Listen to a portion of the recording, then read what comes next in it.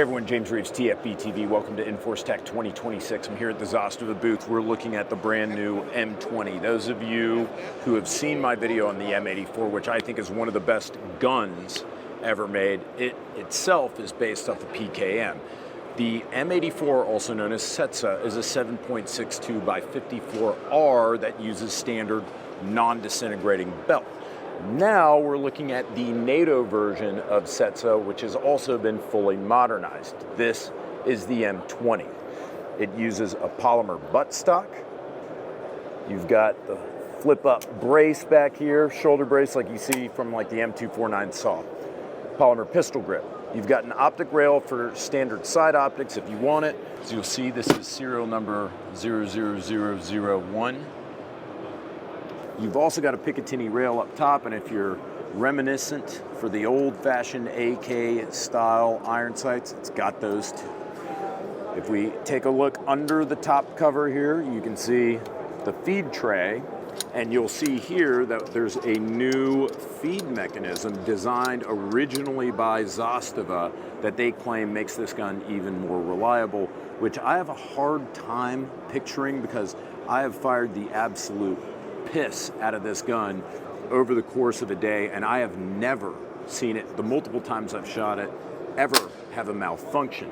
Now, the engineers just told me that they fired 45,000 rounds through this gun without a failure, without changing any parts or changing any barrels. Speaking of changing barrels, I maybe shouldn't have closed that top cover because I want to show you guys how simple this process is. There's a little button right here, a locking piece right here that you push out of the way, and once you do that, you can easily remove and change the barrel. You can see the front of the piston up there. To change the barrel, put a new one in, put it in until it clicks, press the locking piece back in, top cover goes down, you're good to go. You can also see the new handguard up here. It's got key mod. Now, a lot of Americans might think that that's unusual. However, key mod is still the standard in some European countries, and point of fact actually allows for a shallower mounting depth.